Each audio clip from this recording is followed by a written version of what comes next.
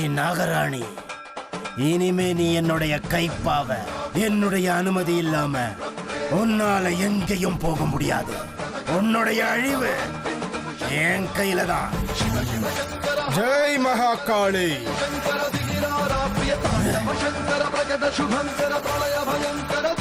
இல்ல பாபா, இந்த நாகராணி பாம்பா சாக கூடாது. நான் இவ்வளவு மனித ரூபத்துல பார்த்தாகணும். இவ இங்க எந்த உருவத்துல இருந்தான்னு நான் பார்த்தாகணும். பாபா, உங்க சக்தியால இவ்வளவு மனித ரூபத்துக்கு மாத்துங்க. அவ்வளவுதானே ருத்ரா, உன்னுடைய ஆசைப்படியே பாம்பு உருவத்தில் இருக்கிற இவ்வளவு மனுஷ ரூபத்துக்கு கொண்டு வர பாரு. ஜெய் மகாகாளி.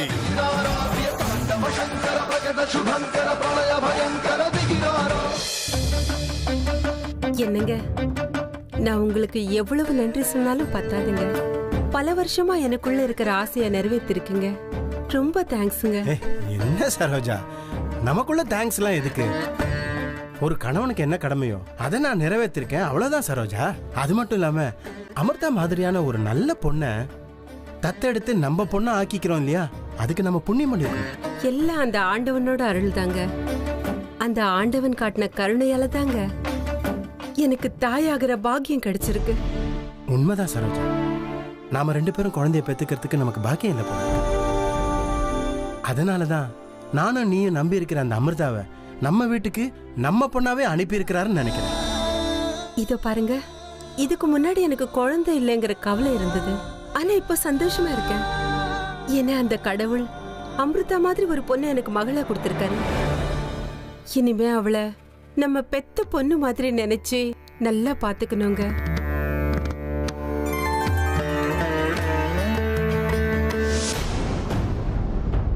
இவெல்லாம் ஒரு பொண்ணா? ஊர் உலகத்தில் இல்லாத அதிசயமான பொண்ணு. விக்ரமும் சரோஜாவும் அவளை தூக்கி வச்சு கொண்டாடுறத பார்க்கும்போது எனக்கு எரிச்சலா வருது. நம்ம தலையெழுத்து நல்லா இல்லைங்க. அந்த சரோஜாவை சாகடிக்க எவ்வளவு விஷம் கொடுத்திருப்போம். எல்லாத்தையும் தாண்டி உயிரோட இருக்கா. காளிங்க சர்ப்பம் கடிச்ச பொண்ணு செத்துடுவான்னு நினைச்சேன். ஆனா காளிங்க சர்ப்பம் கடிச்சும் அவ பழிச்சிருக்கானா அவளோட ஆயுசு எவ்வளவு கட்டியா இருக்கணும். இதெல்லாம் பத்தாதுன்னு எவ்வளையோ கூட்டிக்கிட்டு வந்து பொண்ணை தத்தெடுத்திருக்காங்க. அதை எப்படியாவது தடுக்கலான்னு பார்த்தா நம்மளால முடியவே இல்லை. எப்படி பார்த்தாலும் நம்ம மொத்தமா தோத்துட்டோங்க. ச்சே, ஏங்க நமக்கு மட்டும் இப்படி நடக்குது? இல்ல ராஜி, இந்த சரோஜாக்கு தான் அறிவு கிடையாது. இந்த விக்ரமாவது கொஞ்சம் யோசிக்க வேண்டாம்? 6 மாசமா 1 வருஷமா அவ கல்யாணம் பண்ணிட்டு போயிடுவா. கல்யாணத்துக்கு அப்புறம் அவ இங்கேயா இருப்பா, புருஷன் வீட்டுக்கு போயிடுவாள்ல.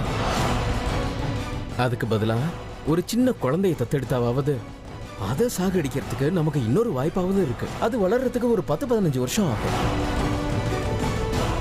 இப்போ அமிர்தா பேர்ல எல்லா சொத்தையும் எழுதி அதுக்கப்புறம் அவளுக்கு கல்யாணம் ஆகி புருஷன் வீட்டுக்கு போயிட்டா நம்ம ஆசை கனவு எல்லாமே கொஞ்ச நேரத்துல வீணா போயிடுமே. இல்ல, அப்படி நடக்க கூடாது. இத்தனை நாளா அந்த சரோஜா கதையை முடிச்ச போறோம் நினைச்சிட்டு இருந்தேன். ஆனா இப்போ அந்த 3 பேர் கதையை முடிக்கலாம். ஐயோ ராஜி, என்ன வார்த்தை சொல்லிட்ட? 3 பேரை கொல்றதா? எப்படி? எப்படின்லாம் தெரியாத. மொத்தத்துல அந்த 3 பேரும் செத்தே ஆகணும். அதுக்கு நான் ஏதாவது பிளான் பண்றேன். இந்த வம்சமே வேரோட அழியணும். இப்படி ஒருத்தங்க இருந்தாங்கன்ற சுவடே இல்லாம பண்றேன். நான் விட மாட்டேன். ஏதாவது பண்ணி தீருவேன்.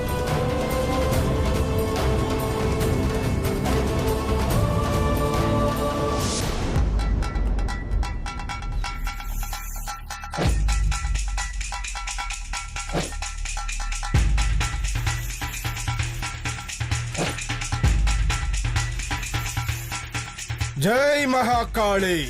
உருவத்தை மாத்து. உனக்கு வேற மாற்று இல்ல. நீ மனுஷ ரூபத்துக்கு வந்துதான் ஆகணும். மாறு மாறு. வா வா நாகராணி வா.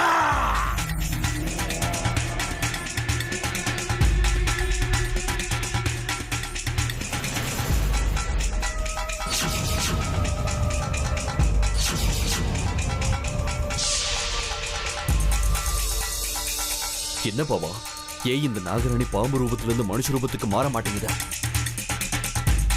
என்னாச்சு என்னாச்சு பாபா, சொல்லுங்க. ஜெய் மகாகாளி.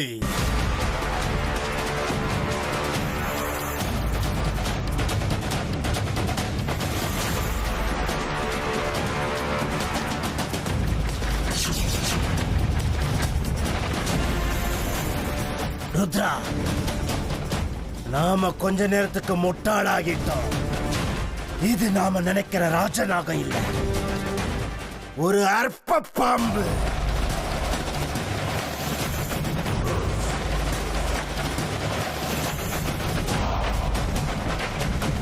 நீங்க என்ன சொல்றீங்க பாபா? இது சாதாரண பாம்பா? அப்படின்னா நாகராணி எங்க? உங்க மொகடி சத்தத்துக்கு அது எங்க இருந்தாலும் வந்தே தீரும்னு சொன்னீங்க. சொன்ன, ஆனா அது வர வரைக்கும் நாம காத்திருக்காம இந்த பாம்பு ராஜநாகம் நினைச்சு ஏமாத்தோம்.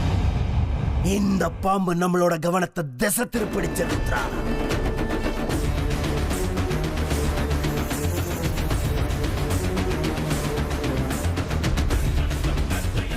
எங்களையே திசை திருப்புறியா நீ? நீ கேவலம் ஒரு பாம்பு. மறுபடியும் எங்க வழியில குறுக்கிட்ட உன் உயிரை நீ விட வேண்டியதாயிடும். போயிடு.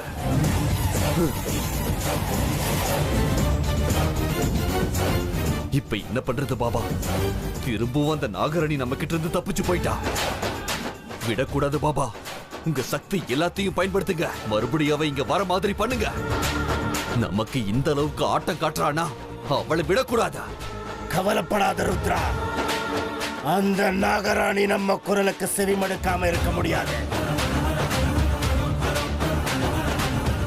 ஜெய் மகாகாளி.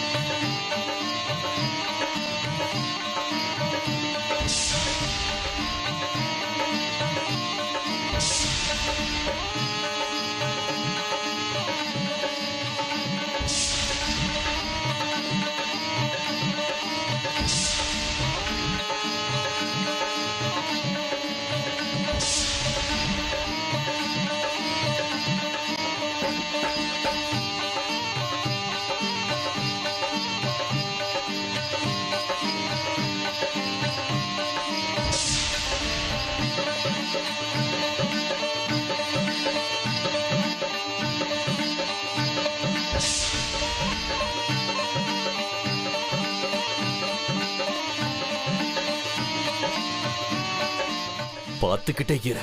இந்த முறை பாபாவோட மகுடி சத்தத்துக்கு அவ எங்க இருந்தாலும் ஓடி வந்தே தீரணும். ஏ நாகராணி, வந்துரு. இன்னைக்கு நீயா நாங்களான ஒரு கை பாத்துறணும். இத்தனை நாள் நீ தப்பிச்ச மாதிரி இனிமேலும் தப்பிக்க முடியாது. எங்க இருக்க? வா.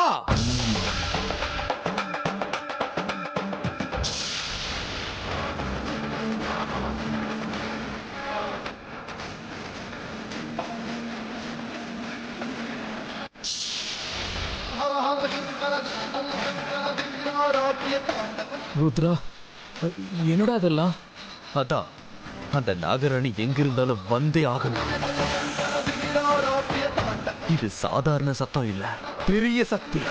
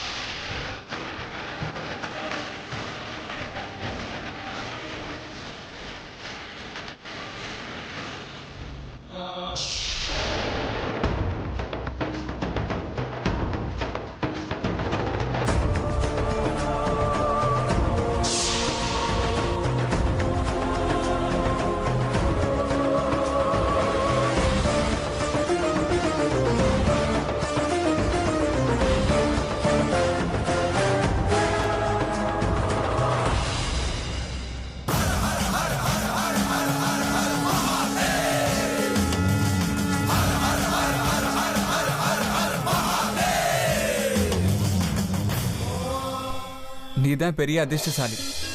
நான் என் ஆளை ஒரு வாட்டி கூட சரியா டச் பண்ண முடியல தெரியுமா? நீ என்னடானா டைரக்டா அவன் நெத்தியை டச் பண்ணிட்டு தெரியுமா?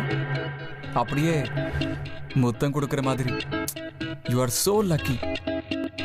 உனக்கு இருக்கிற அதிர்ஷ்டம் எனக்கு இல்ல பாத்தியா?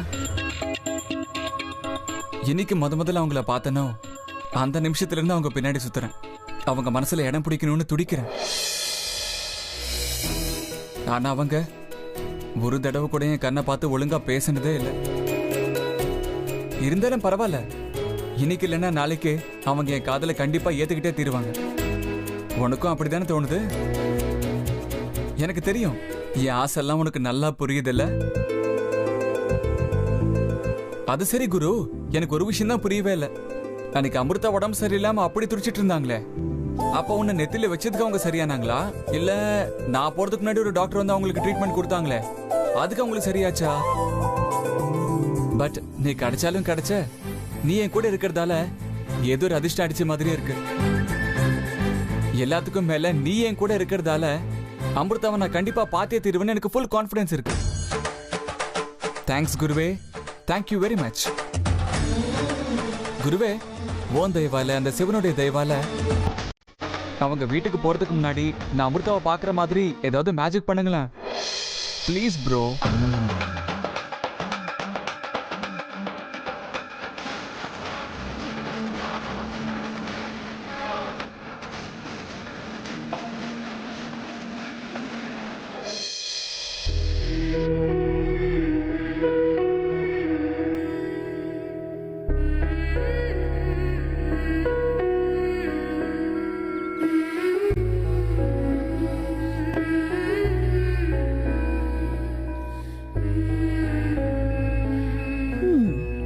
வீடு முழுக்க மான் மாதிரி துள்ளி குதிக்கிற மயூரி இப்படி அடக்கு வடக்கமா உட்கார்ந்து என்னமோ யோசிச்சுட்டு இருக்க.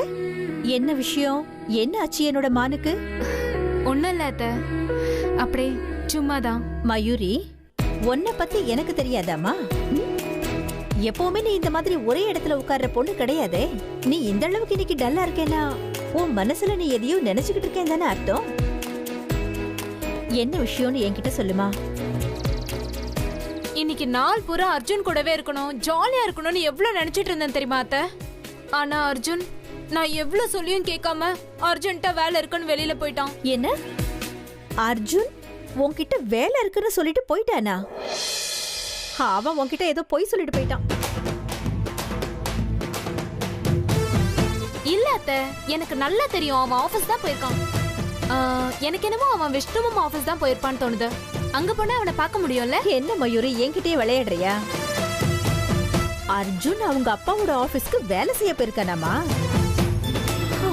வேலைனாலே அலறி அடிச்சுக்கிட்டு ஓடுற பையன் அவனாவது அவங்க அப்பாவோட ஆபீஸ்க்கு போய் வேலை செய்யறதாவது?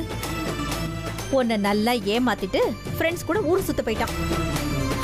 இல்ல அத்தை, அவன் என்கிட்ட ஏதோ ஒரு புது வேலைன்னு சொல்லிட்டு தான் போனான். அவன் வேலைக்கு போறது உங்களுக்கு தெரியலன்னு தான் எனக்கு தோணுது. ஆமா, அவன் என்ன வேலை செய்வான்? என்னமோமா, எனக்கு ஒண்ணும் தெரியாது. ஆனா நீ சொல்றத கேக்கும்போது எனக்கு அர்ஜுன் மேல ஏதோ சந்தேகமா இருக்கு. புது வேலை செய்ய போறேன்னு சொல்லிட்டு போனதா வேற நீ சொல்றியே. எங்க போயிருப்பான் இவன்? அப்படி என்னவா இருக்கும்?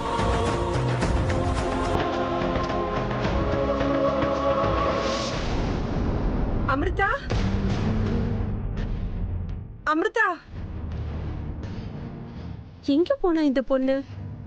எங்கேயுமே ஆள காணமே. என்னாச்சு சரோஜா? என்னங்க, அமிர்தாவை எங்கேயுமே காணோங்க. எங்கேயாவது வெளியில போறேன்னு சொல்லிட்டு போனாளா? எங்கேயும் காணோமா? இங்கதான் எங்கேயாவது இருப்பா பாரு. இல்லைங்க, அவ எங்கேயுமே இல்லைங்க. வீட்டுக்குள்ளேயே தேடிக்கிட்டு இருக்காம மேல மொட்டை மாடியில போய் பாரு. எல்லா இடத்துலயும் பார்த்துட்டு அவ காணோன்றதுனால தானங்க உங்ககிட்ட வந்து சொல்றேன். நான் அன்னைக்கே சொன்னேன், இந்த வீட்டு பொண்ணா வாழ்றதுக்கு அவளுக்கு தகுதி இல்லைன்னு. என் பேச்சை யாராவது கேட்டீங்களா? இப்ப பாத்தீங்களா, மறுபடியும் சொல்லாம கொள்ளாம எங்கேயோ போயிட்டா.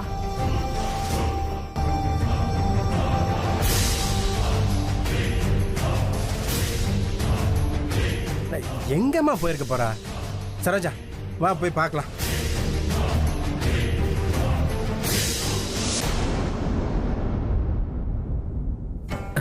ராஜி, இந்த அழுமுஞ்சி அமிர்தா எங்க போயிருப்பான்னு நினைக்கிற? வீட்டை விட்டு போயிருப்பான்னு தோணுதுங்க. வீட்டை விட்டு போயிருப்பான்னு சொல்றியா? அப்படியும் இருக்கலாம். சொல்லாம கொள்ளாம கிளம்பி போயிருக்கானா நீ சொன்ன மாதிரி தான் இருக்கணும். ஒரு ஐடியாங்க. என்ன ஐடியா ராஜி? எப்படியும் அமிர்தா இந்த வீட்டை விட்டு நிரந்தரமா போயிட்டாளா இல்லையாங்கிறது நமக்கு தெரியாது. பட் அவ திரும்பி வந்தான்னா அவளை ஆசையா தத்தெடுத்திருக்காங்களே நம்ம சரோஜாவும் விக்ரமும், அவங்களே அவ கழுத்தை பிடிச்சி வெளியே துரத்துற மாதிரி நான் பண்றேன். அவ நிரந்தரமாவே இந்த வீட்டை விட்டு வெளியே போயிடணும். நான் பண்ணி காட்டுறேன். என்ன பண்ண போற ராஜி? இல்ல இந்த விக்ரமும் சரோஜாவும் அமிர்தாவை நிஜமாவே கழுத்தை பிடிச்சு துரத்தி விட்டுருவாங்களா? ஏன் துரத்த மாட்டாங்க, பாத்துக்கிட்டே இருங்க. இந்த ராஜேஸ்வரி நினைச்சா என்ன வேணா பண்ணுவா. இருங்க ஒரு நிமிஷம் வந்துடுறேன்.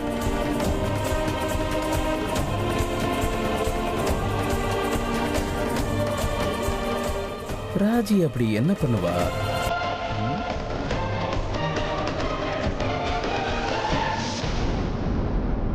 அமிர்தா, அமிர்தா,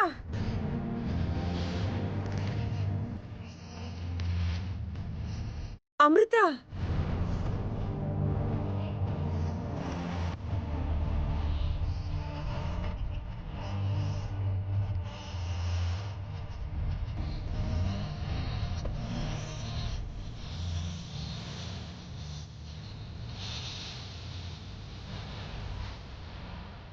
சரோஜா, எங்கேயா பாத்தி அமிர்தாவ? இல்லைங்க, நான் தான் அப்பவே உங்ககிட்ட சொன்னேனே அவ எங்கேயும் காணோன்னு. நீங்க தான் என் பேச்ச நம்பல.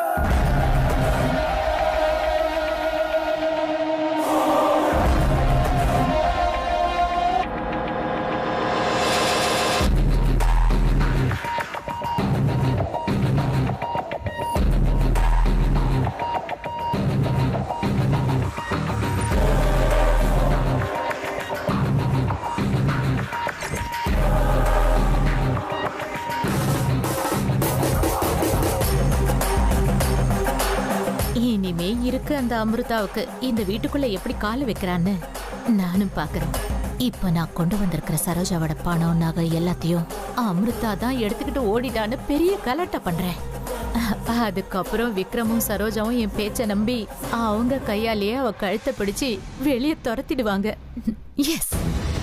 ராஜி என்னமோ பிளான் பண்றேன்னு சொன்னா, என்ன பிளான்னு கேட்டா பொறுத்திருந்து பார்க்க சொல்ற. என்ன பிளானா இருக்கும்? உண்ட வீட்லயே கைய வச்சதுக்காக அந்த அமிர்தாங்கிற தரித்திரம் இந்த வீட்டை விட்டு மொத்தமா ஒழிஞ்சு போயிடுவா. கூடவே இந்த நகை பணம் எல்லாமே எனக்கு சொந்தம். அதுக்கப்புறம் சரோஜாவை நிதானமா கொண்டுட்டு விக்ரம்க்கு பைத்தியக்கார பட்டம் கட்டி பைத்தியக்கார ஹாஸ்பிட்டல்ல சேர்த்துட்டு இந்த வீட்டுக்கு நான் ராணி ஆயிடுவேன். ஒரே கல்லுல 2 மாங்காய் அடிக்கிறதுன்னா இதுதான் போல இருக்கு. சபாஷ் சபாஷ் ராஜேஸ்வரி, உன்னோட இந்த பிளானுக்கு உன்னோட இந்த டேலண்ட்டுக்கு பத்மஸ்ரீ கொடுத்தாலும் அதுவும் பத்தாது.